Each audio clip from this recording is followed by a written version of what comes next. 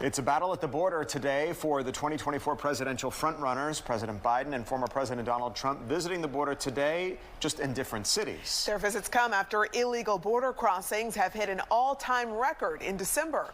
Fox's Mills Hayes is live in Brownsville, Texas. And Mills, why is President Biden there today? Hey, Tom and Courtney. Well, President Biden had a different tone when talking about the border back in 2019 when he was running for president. He told asylum seekers to surge the border. Now, under his administration, there have been more than 7 million migrant encounters, and this is his second trip to the border. He wants to show Americans he's serious about border security. Immigrants have been coming to Brownsville for decades. Our town, the families here, we're all immigrants, and so there's a lot of understanding.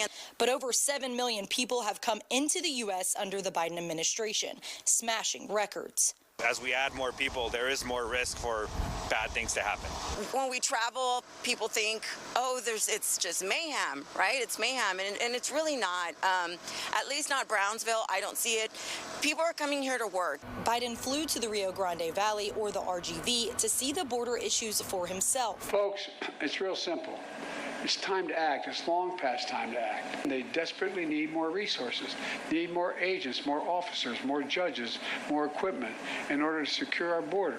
300 miles northwest, former President Donald Trump is in the Del Rio sector in Eagle Pass. I call him Crooked Joe because he's crooked. He's a terrible president, the worst president our country's ever had, allowing thousands and thousands of people to come in from China, Iran, Yemen, the Congo, Syria, and a lot of other nations. The Del Rio sector has seen twice as many migrant encounters as the RGV sector, but both areas are seeing a drop in illegal crossings as migration shifts toward Arizona.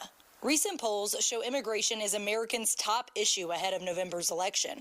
Biden is urging Republicans to revive the bipartisan border bill that would add more Border Patrol agents, immigration judges, and asylum officers.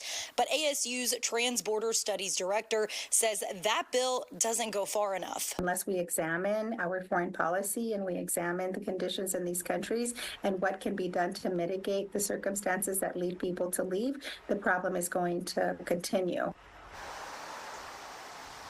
Coronado tells me that the U.S. needs to do two things to solve this humanitarian crisis. One, it needs to look at its foreign policy and figure out why these migrants are coming to the U.S. and leaving their countries. And two, changing the asylum process by allowing migrants to apply for asylum in their home country. In Brownsville, Mills Hayes, Fox 5 News. All right, Mills, thanks.